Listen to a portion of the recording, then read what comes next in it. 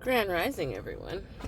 Um, it's a beautiful morning. I just wanted to come on here real quick and talk about life. I'm happy. I am happy. I said goodbye to my babies today, or said have a good day, and didn't say goodbye. I said have a good day. We already prayed over them, and everything is good.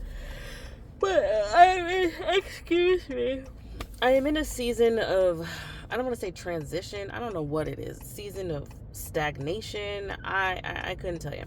I mean, I've applied for jobs that I am more than qualified for. I've been doing it. Interviews go decent. We have them laughing and we're talking, and it's not bad. It's not a bad interview. And if the Lord wanted me to have those jobs, I would have gotten those jobs. And recently I haven't. Like 8 years in the making. I've applied twice for one of the positions. I applied newly just last week, and I've been waiting and all that time, and I got an interview the next day after applying and went through the whole interview. No, wasn't a problem. Like, I felt good about it. No, I didn't get that job either. And it wasn't like it was just one position. Like, it's multiple positions. We weren't all fighting for one position. No, I was fighting for multiple. I was fighting for multiple positions.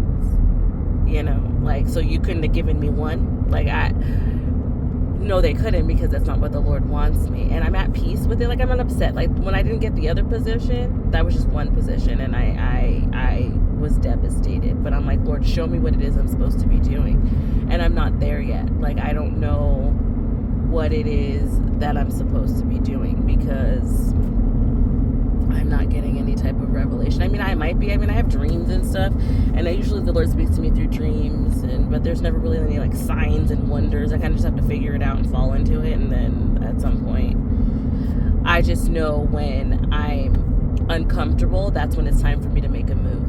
And so I'm uncomfortable, but the Lord hasn't showed me where I'm supposed to find my peace. I mean, ministry, write a book, start a business.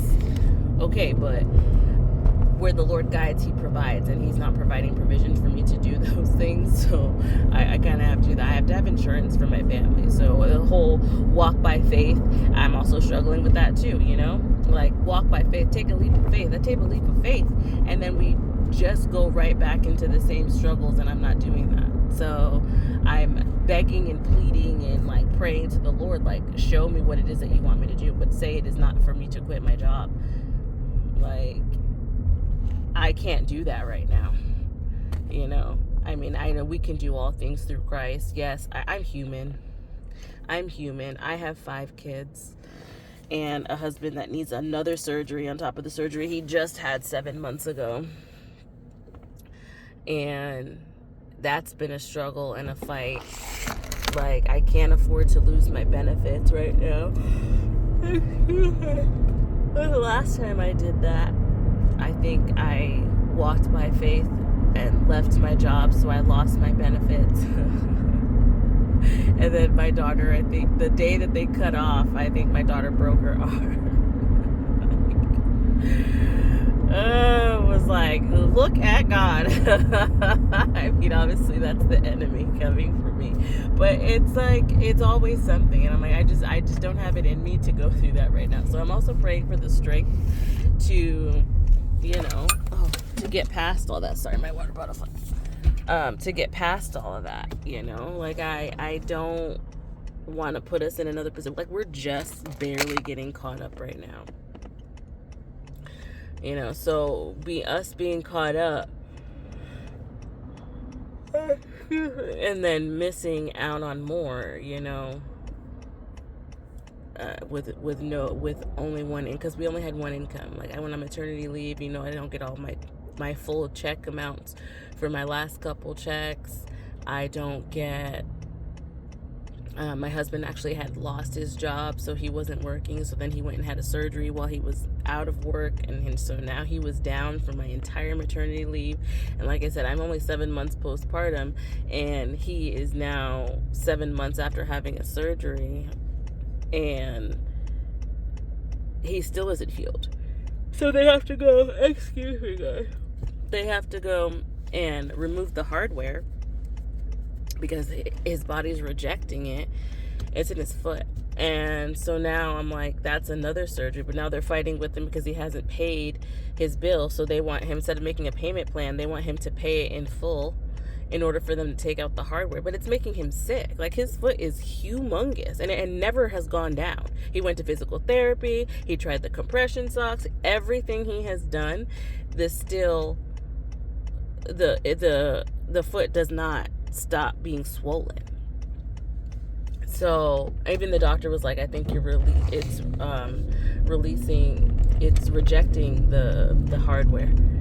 So we have to take it out. Yeah, excuse me, guys. And so now the doctor's like, well, you gotta pay your balance in full before I can do the other surgery, which is, I understand both sides of this. I mean, it would just hurt him more for us, because last time it's the amount it is because we were at our deductible. Now this time we're not at our deductible because I had just had the baby. There was a NICU stay, all the things. So we were fine. But now we're not at our deductible, so it's going to be even more for him to go and take this out. Understood. So I understand you don't want us to have some astronomical bill and not be able to pay that. I got it. But in order to deny somebody care when it's medically necessary right now. It's one thing if he said, oh, well, I'm not going to do your surgery, just do another surgery because on your other foot because I need you to pay your bill. That's one thing. But for you to be like, oh, well, you can't have this medically necessary surgery because I need you to pay your bill. No. Not I need you to make a payment plan and get it. I understand that. Everybody needs their money. So get on a payment plan and let's get started. No. So that right there, not okay. So I don't know what's happening there. And I'm like, at this point, I wouldn't even want these people to touch me. Like, I'd be like, I'm done. If this is how you're gonna treat me at this point in time, I'm done, because you're not looking at best care practices. You're just looking at your pockets. But you know what, my husband's gonna do what he's gonna do. So just stuff like that where I'm just a little kind of lost, don't know what's going on, and I'm over it. I'm not upset about the job. I love my job. I do love my job, but excuse me, I'm so sorry.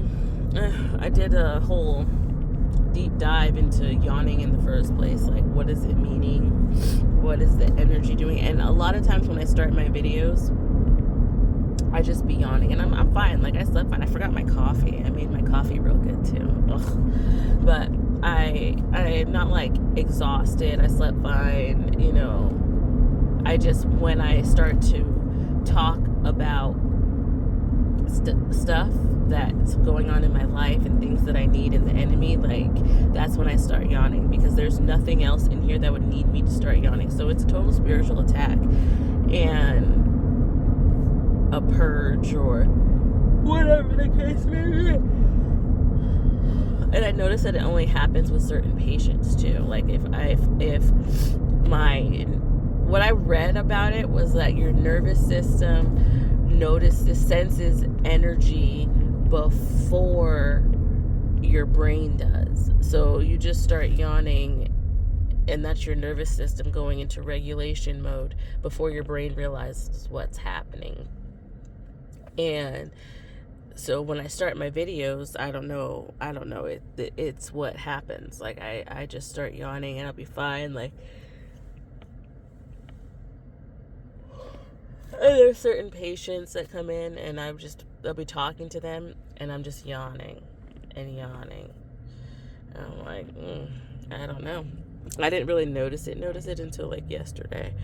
And that's when I started looking into it. So as I look into it more, I'll let you know, because I'm really not bored. I'm not tired. I'm not falling asleep at the wheel, praise the Lord. But I just start yawning when I start talking. But yeah, that's it, guys. I'm at peace with it. Even when I saw the email yesterday, I was just kind of like, okay. And like when I mean the interview went good, like I didn't leave there like, oh man, I just bombed that interview. None of that. None of that. I was like, okay. And it's not like I'm unqualified. Like when I meet almost every qualification for these jobs, like no problem, hands down. Still, doesn't matter. Sometimes I'm overqualified. I mean, I've applied to IHOP, Texas Roadhouse, like just to bring in a couple extra bucks. They don't even call back. Like, I'm like, okay, Lord, where do you want me? Because I'm trying to get in where I fit in, and you're not helping. So I'm sure He is helping, but I just don't see it yet. So like, comment, subscribe. Let's talk about it. Where are you guys in your lives? Do you feel like you're where you're supposed to be? I'd love to talk about it. Have a blessed day. Love you. Bye.